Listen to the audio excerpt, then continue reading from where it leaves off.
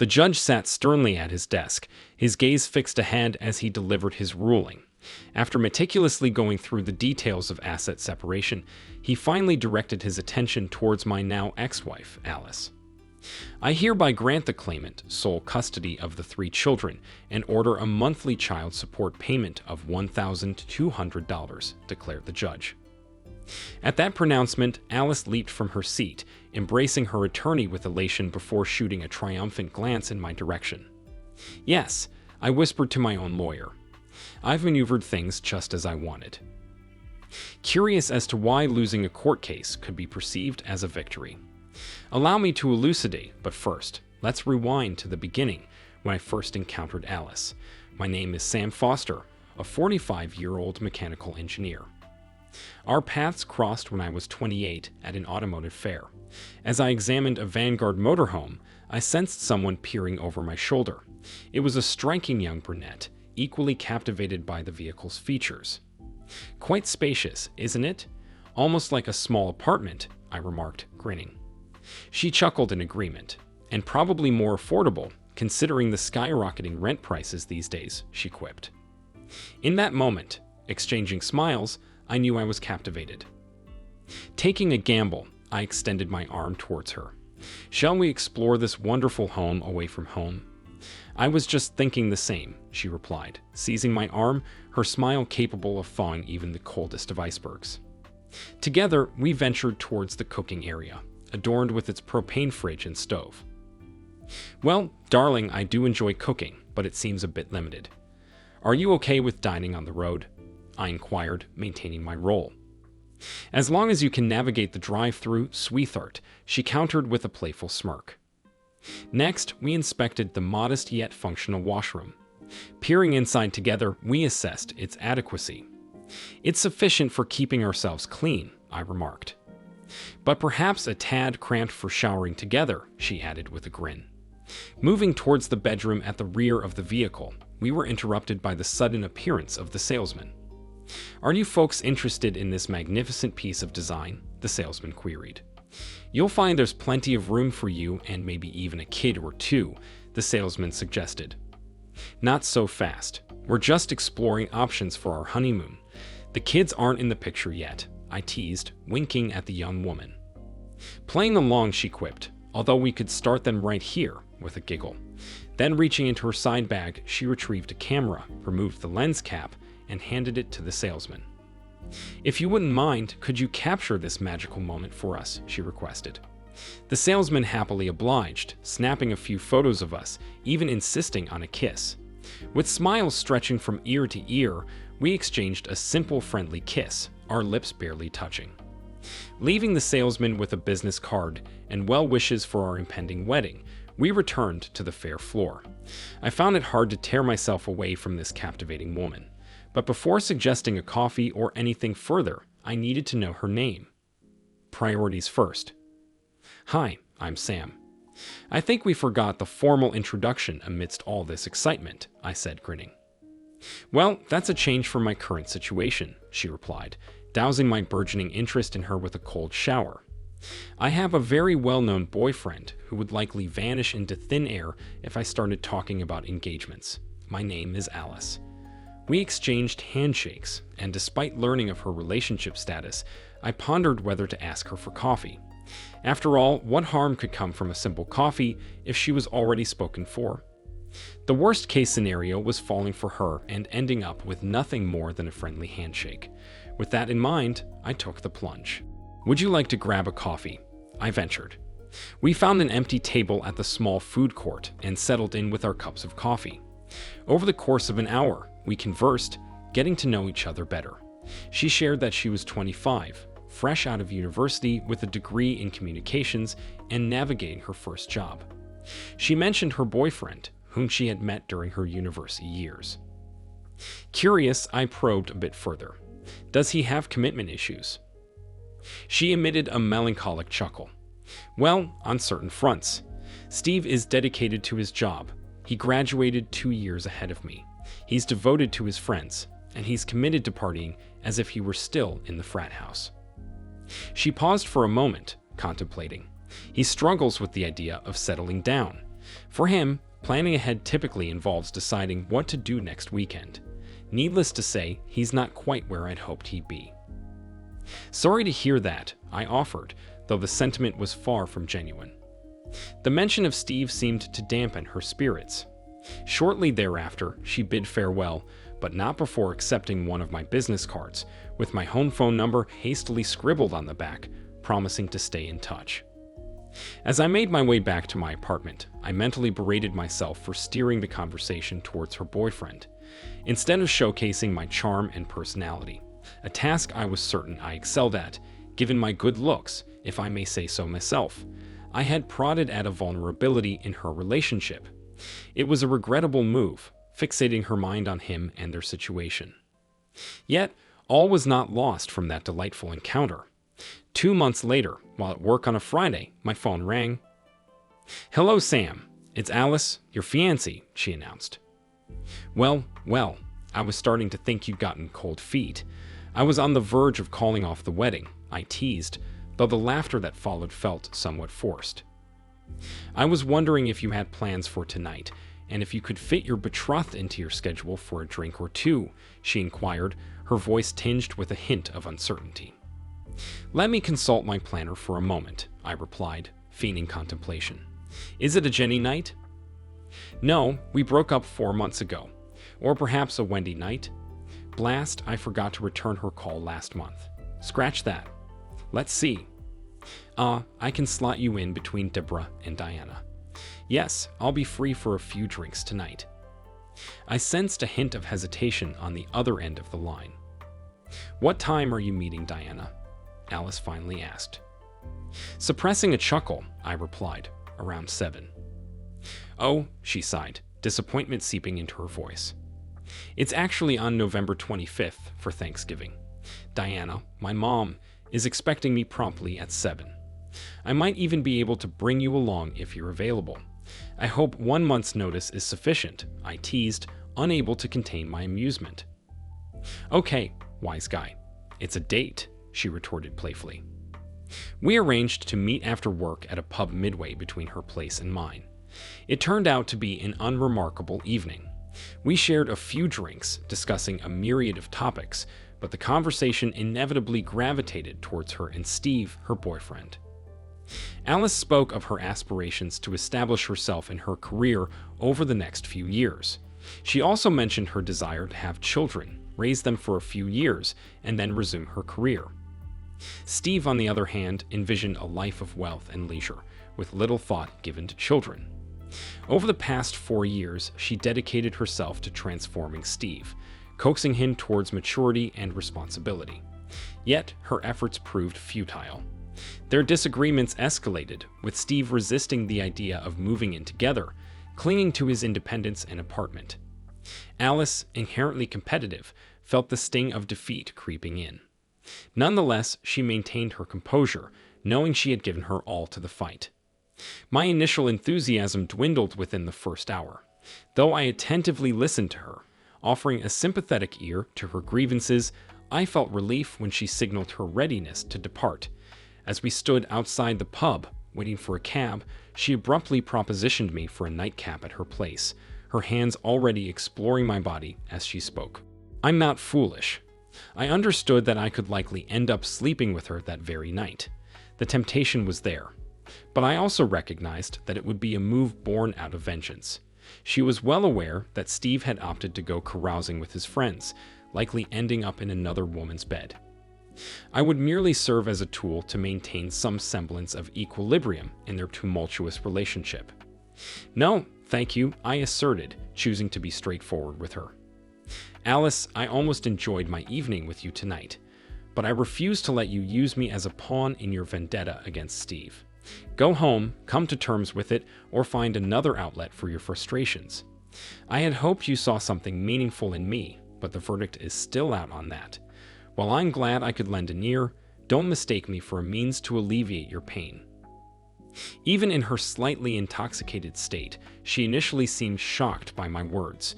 Then her face flushed with embarrassment, a crestfallen expression clouding her features. Choosing to leave without waiting for a cab, I walked away, leaving her standing at the curb. Surprisingly, she called me the very next day to apologize for her behavior the previous night. While I sensed her sincerity, I remained terse during the conversation.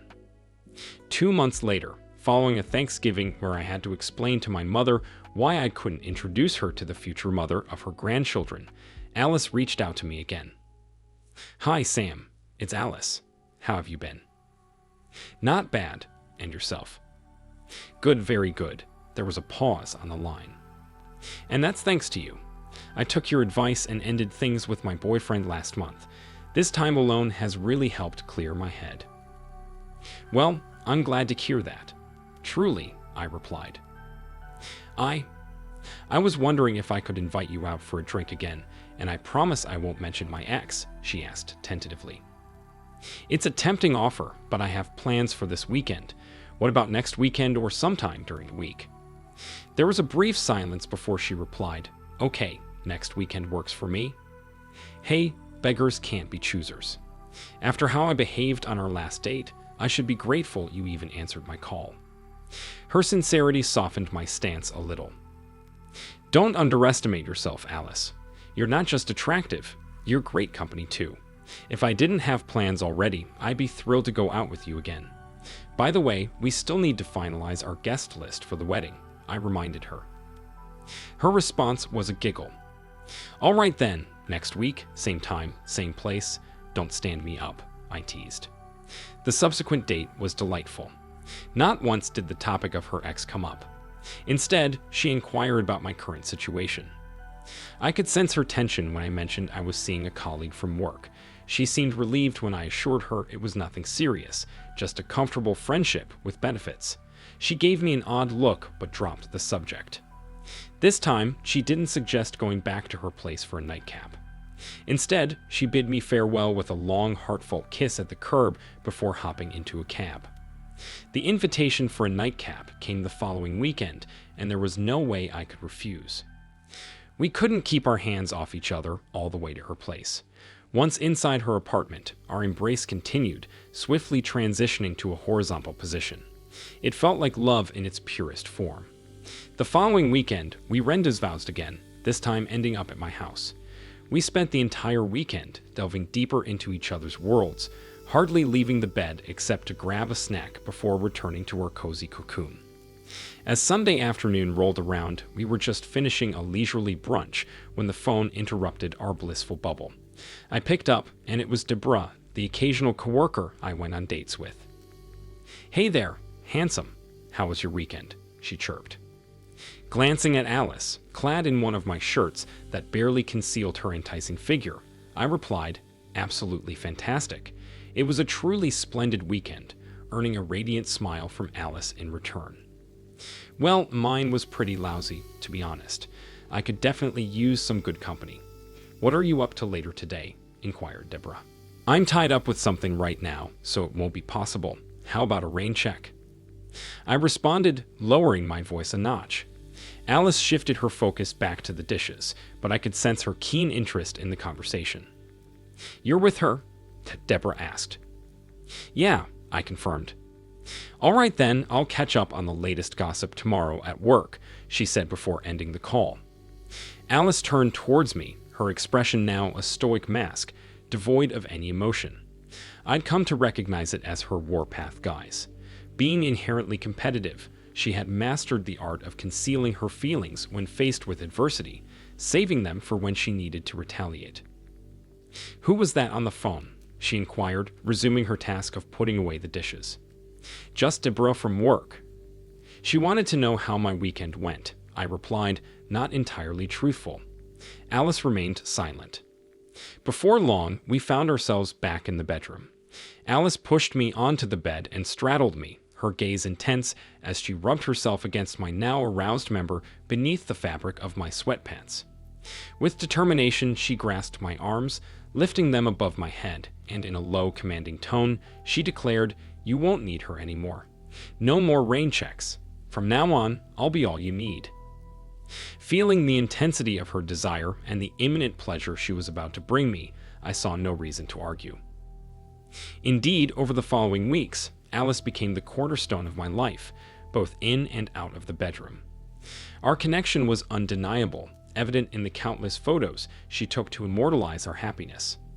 Within a year, we exchanged vows, with me at 30 and her at 27. As planned, we spent the initial years of our marriage solidifying our careers. I as a mechanical engineer at T-Bolts Incorporated, and Alice as a creative assistant in a marketing firm. Through relentless effort, we became indispensable assets to our respective employers, and when the time felt right, we embarked on the journey of parenthood. 2 years into our marriage, we welcomed Sam Jr. into the world. Alice took a brief maternity leave, confident in the security of her position, and returned to work once we found a suitable nanny for Junior.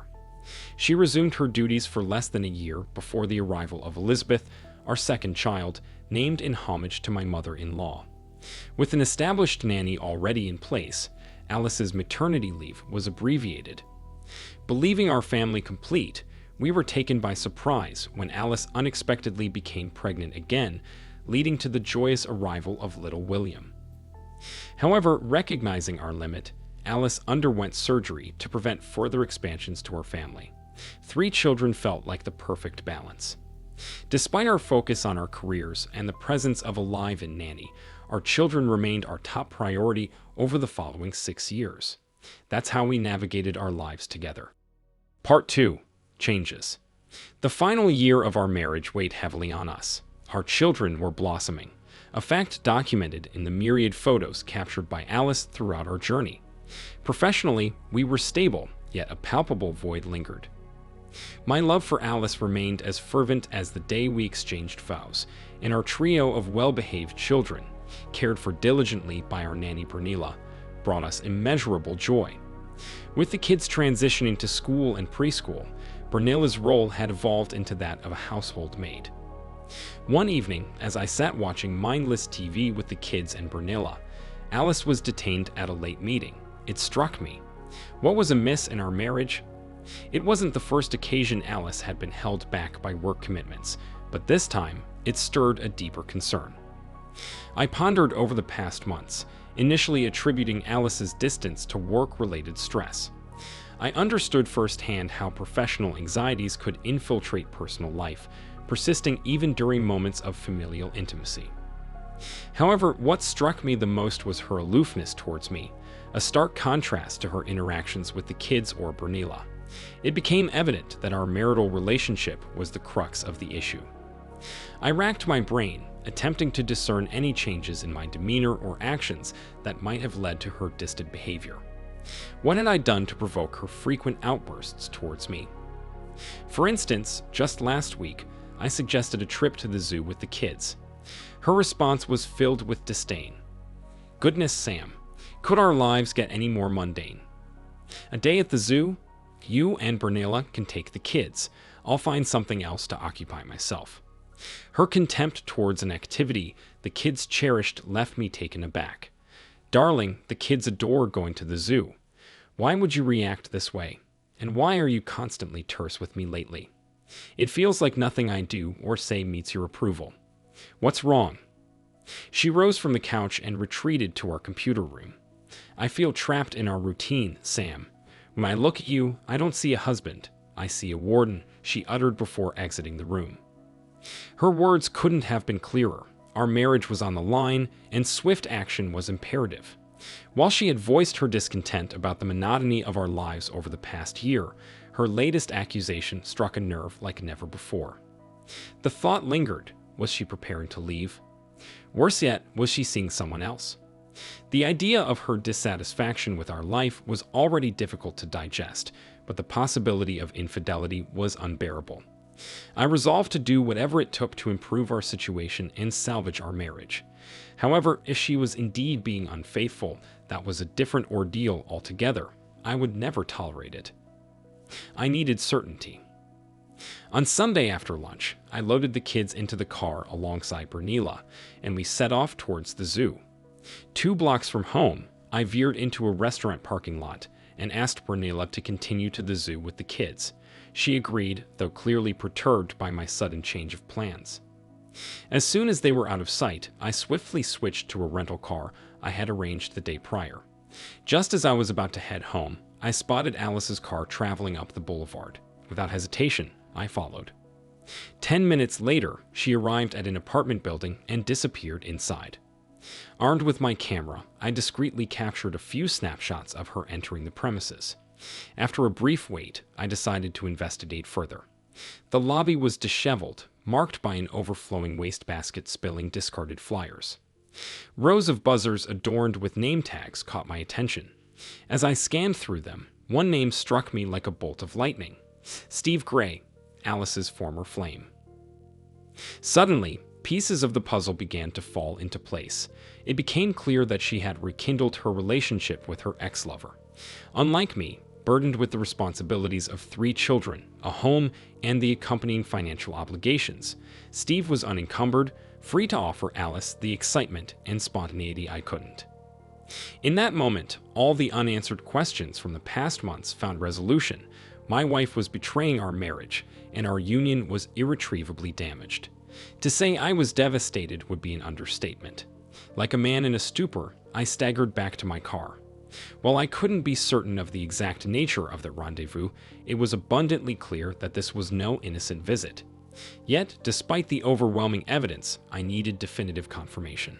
Retrieving an old lighter from the glove compartment, I returned to the building, ensuring there were no security cameras in sight. I seized the overflowing wastebasket and carried it outside, setting it ablaze. With dead leaves piled on top to generate smoke, I darted back inside, pulling the fire alarm. The piercing noise echoed through the building as chaos ensued. Racing back to my car, I watched as Steve Gray emerged on his balcony, clad only in briefs. Alice followed behind him, clearly caught off guard and hastily donning a housecoat. Seizing the opportunity, I snapped a series of incriminating photos. My anger towards Alice boiled over. As they realized it was a false alarm, they retreated inside. Seething with frustration, I eventually made my way to the zoo. Reuniting with the kids, Pernilla immediately sensed my agitation and skillfully diverted their chatter about their visit. Though I smiled outwardly, my mind churned with turmoil, and my responses remained subdued. Returning home, I made a beeline for the computer room, citing urgent work tasks as my excuse. Alice's response was a derisive snicker. I worked late into the night, waiting until I was certain Alice had drifted off to sleep before retiring to bed myself. However, sleep eluded me that night. Instead, I grappled with a whirlwind of emotions: tears, anger, and meticulous planning.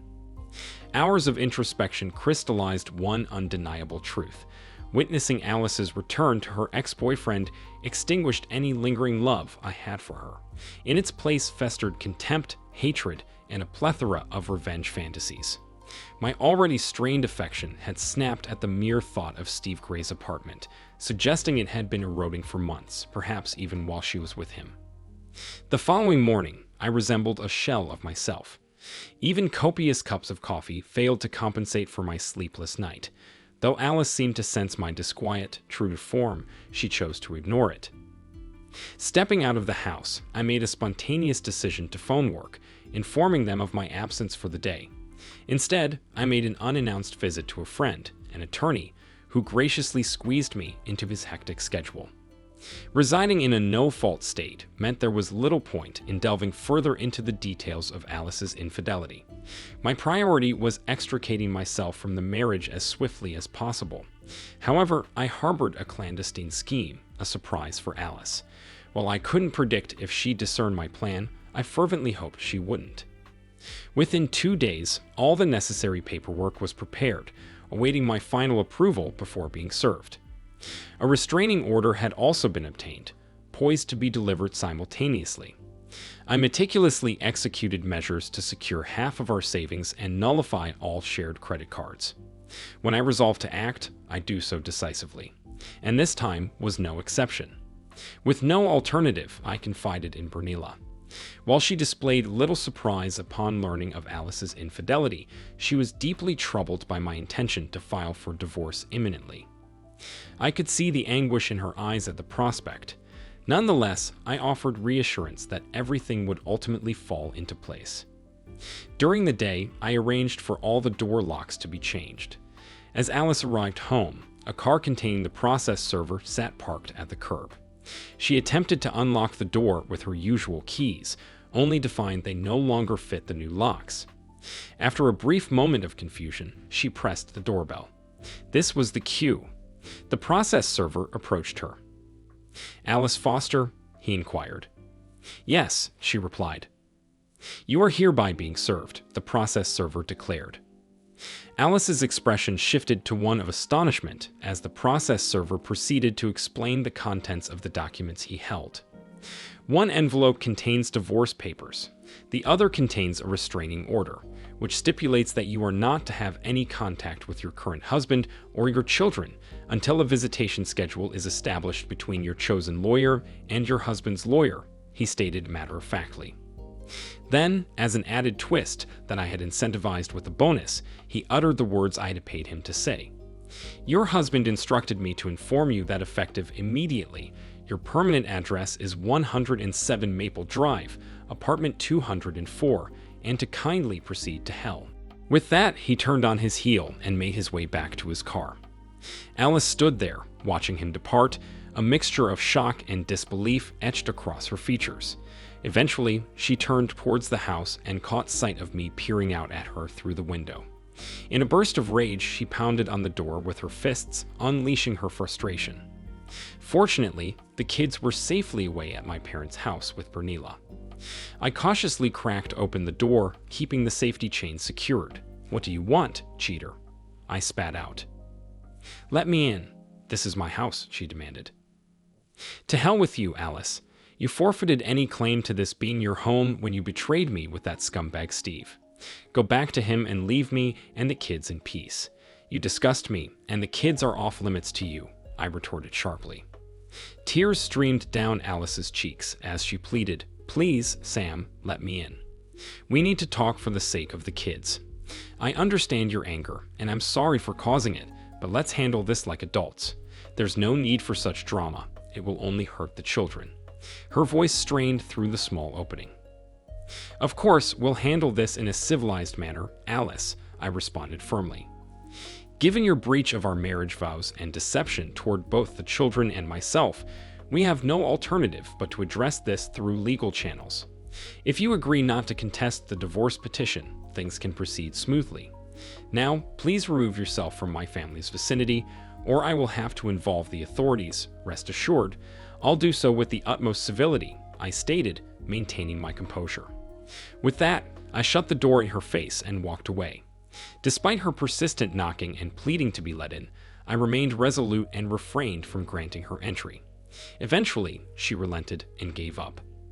2 hours later, the barrage of phone calls commenced, initially from her cell phone, and then from an unknown number, presumably Steve's phone. I ignored every call.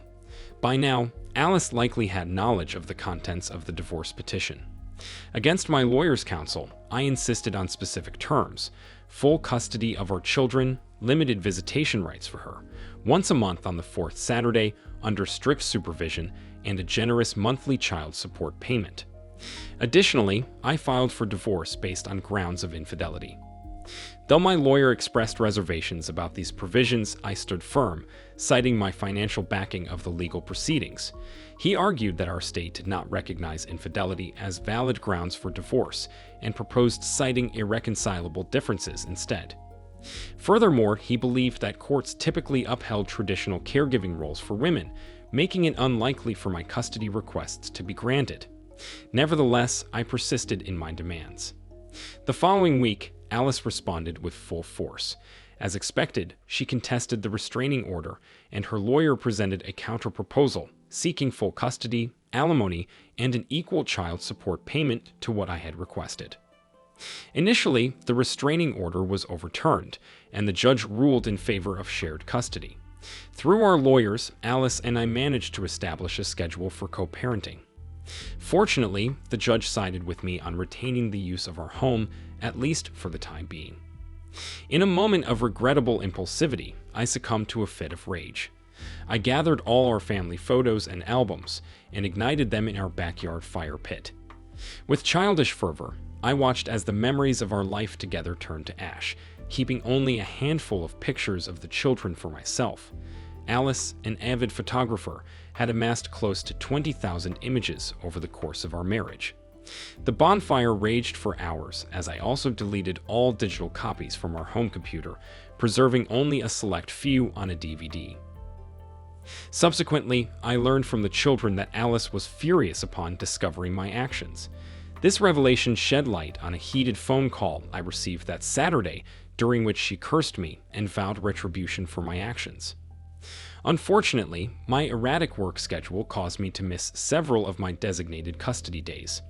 These absences, compounded by the reliance on Alice's availability, significantly influenced the final divorce ruling. 4 months later, the divorce proceedings reached the courtroom, and it was apparent that my numerous missed custody days would heavily sway the ruling against me. As expected, I faced a resounding defeat.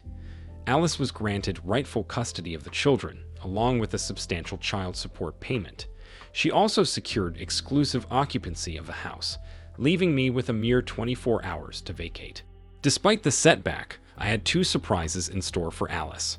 Firstly, as previously arranged between us, Brunilla departed the house with me. Alice witnessed the process of my departure, seated in a car at the curb alongside none other than Steve Gray.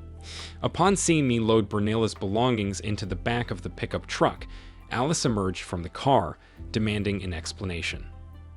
"I am leaving, Ms. Alice. I've decided to return to my homeland. I no longer wish to work for you. You've not been very kind. I'll miss the children and Mr. Foster, but I cannot continue working for you or that man," Brunella declared, her gaze fixed firmly on the ground. With that, I opened the door of the pickup, allowing Brunilla to enter, and we drove away, leaving Alice speechless. Within minutes, Brunilla and I were settled into my new 3-bedroom apartment. From now on, she would primarily serve as my housekeeper and cook, with occasional duties as a nanny when the children visited. The second surprise unfolded 2 months post-divorce. Our company secured a contract up north, necessitating closer supervision at the worksite. Given my frequent visits, I agreed to relocate for 6 months, spanning from December to May. As a gesture of gratitude for her loyalty, I covered Brunella's plane ticket to visit her family during this period, fulfilling her previous promise to Alice. The prospect of my prolonged absence weighed heavily on both the children and me. However, it proved even more challenging for Alice. With my consistent absence over recent months, and now the prospect of sole caregiving responsibilities for the next half year, her social life suffered a notable decline. From what I gathered, Steve never entertained the idea of moving in with her, particularly given the presence of the children. By April, they officially parted ways, with Steve finding companionship in a single blonde without children who shared his penchant for revelry. Upon my return home at the end of May, Brunilla greeted me at the airport, exuding confidence and allure in her attire. It was evident that her presence turned heads among the male onlookers. She leaped into my arms, embracing me tightly. "I missed you dearly, Mr. Foster," she exclaimed. "And thank you again for covering my plane ticket to visit my parents." Feeling slightly self-conscious, I couldn't help but notice the stark contrast between her youthful vibrance and my aging appearance. Yet, amidst my embarrassment, I felt a surge of warmth, knowing that she was genuinely happy to see me. After all, Brunilla had been an indispensable part of our family for over a decade, providing unwavering support during the tumult of the divorce. "I missed you too very much," I replied, reciprocating her embrace. Her slender figure pressed against mine, eliciting a sense of comfort and familiarity. During our silent drive home, I couldn't shake off the earlier display of affection at the airport. Brunella's behavior seemed unusually forward, especially considering her typically reserved demeanor. Recalling how she had begun dressing more provocatively in the months leading up to my departure, I couldn't help but wonder if her actions were suggestive of something more. As a friend and confidant who had stood by me during difficult times, I felt a responsibility to address the situation with honesty and clarity. "Brunilla, what's happening here? It seems like you're trying to seduce me, and I must admit, you're quite skilled at it. We've known each other for over a decade, and you've been an incredible support to me during my divorce with Alice. I'm truly grateful for that, but we need to be honest with each other and have an open conversation. What's going on?" I inquired, feeling a mix of confusion and concern. "You meet a good wife, Mr. Foster," she responded. "Come on, Bernilla, call me Sam. You used to call me Sam often," I interjected. "Okay, Sam, you need a good wife who will take care of you and your children. Someone who will give you love and perhaps more children. I care deeply about you, Sam. I don't want to see you hurt again by that woman," Bernilla elaborated. "You mean Alice, my ex-wife?" I clarified. "Yes," she affirmed. "Why do you think she could hurt me more than she already has?" I questioned. "Well, now that she's alone again after her boyfriend left her, I'm worried she might try to reconcile with you," Bernilla explained. "And would that bother you? I thought you were saddened by our divorce. Wouldn't you want Alice and me to reunite for the sake of the children?" I probed further.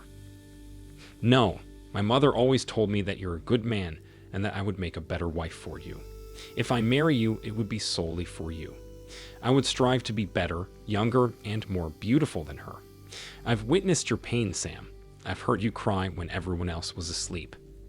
I wanted to comfort you, but you were still married to her, and I couldn't overstep that boundary. I don't want her back. I want you to be with me," Bernilla confessed earnestly. Well, that certainly caught me off guard. Bernilla's admission left me feeling a bit bewildered, realizing just how vast our cultural disparities were. Amidst her declaration, one thing stood out clearly: she desired to be my wife. Did she love me? Perhaps, but I couldn't be certain if her understanding of love aligned with the North American perspective. Nonetheless, Bernilla was a cherished friend, and I didn't want to cause her any pain. "Bernilla, I'm honored by your feelings. It's touching, truly. However, it's a bit premature for me to consider remarriage. All I want right now is to be home, with you by my side, and to have the kids around," I conveyed as gently as I could. Her revelation caught me by surprise, and I needed time to process it. Bernilla appeared deflated, recognizing my response as a rejection. I couldn't leave her feeling disheartened. "Bernilla, you've taken me by surprise, no doubt. I never realized you harbored these feelings for me. I need some time to think things over," I continued. Though disappointed, Bernilla's spirits lifted slightly as I offered reassurance. "Listen, Bernilla, you're young, beautiful, and full of life. You deserve someone closer to your age. But one thing's certain: I won't ever allow Alice back into my life. Right now, you're the most important woman to me," I affirmed. My words seemed to offer her some solace, and I hoped it provided clarity in our complex situation. Epilogue. 1 year later. Bernilla and I sat in silence on the couch, my eyes drawn to the picture hanging on the living room wall. It captured a moment from 5 years ago, when my eldest son and daughter played joyfully in the backyard, while I dozed off in a lounge chair, our youngest son nestled in my arms. I hadn't destroyed that picture. Instead, I framed it, and Alice had placed it back on the wall. As if summoned by my thoughts, I heard the familiar sound of Alice's car pulling into the driveway. The kids dashed inside, greeting us quickly before hurrying off to their rooms. "Hi, Dad." "Hi, Bernilla," Sam Jr. called out, leading the way. Alice followed closely, gracefully carrying a couple of grocery bags into the kitchen. "Sorry we're late," she apologized, her demeanor still exuding the same elegance and charm that had captivated me once upon a time. Bernilla rose from the couch and headed toward the kids' bedrooms to check on them. As she left, Alice turned her attention back to me, her gaze softening. "You look good, Sam," she remarked, a hint of nostalgia in her voice. "Every time I see the man I married all those years ago, I can't help but realize what a fool I've been." "True, but let's not forget that I had some help in opening your eyes," I quipped back. Alice chuckled softly. "If I didn't love you so much, I'd probably still be angry at how you manipulated the situation. But deep down, I know it was for the best. He would have left me eventually anyway, but leaving the kids with me, that certainly expedited the process. Less than a year and he was gone, leaving me alone, without a lover and without a husband. I wanted to hurt you," I admitted. "And you did," she conceded. "But I can't blame you for wanting to make my life as miserable as I made yours. Seeing you now so happy without me, I know this weekend without the kids will be just another lonely one. Brunilla returned, glowing with the anticipation of impending motherhood, followed closely by my 3 kids, their overnight bags in tow. Brunilla and Alice shared a warm hug before our departure. "Please take good care of the kids and Sam," Alice requested. "Of course, Ms. Alice. I'll make sure they're well taken care of. We'll call you every day, and we'll bring them back next week," Brunilla assured her. As we left, I couldn't help but wonder the same thing as Alice. What would our life have been like if we had stayed together? It was a futile question, filled with wishful thinking, yet impossible to shake off entirely. We both still felt the weight of what we had lost, but for me, it was somewhat easier to move forward with my new wife and our soon-to-be-born daughter. Life moves on, regardless. Thank you for watching this video to the end. If you liked it, please like it and subscribe to the channel. See you soon.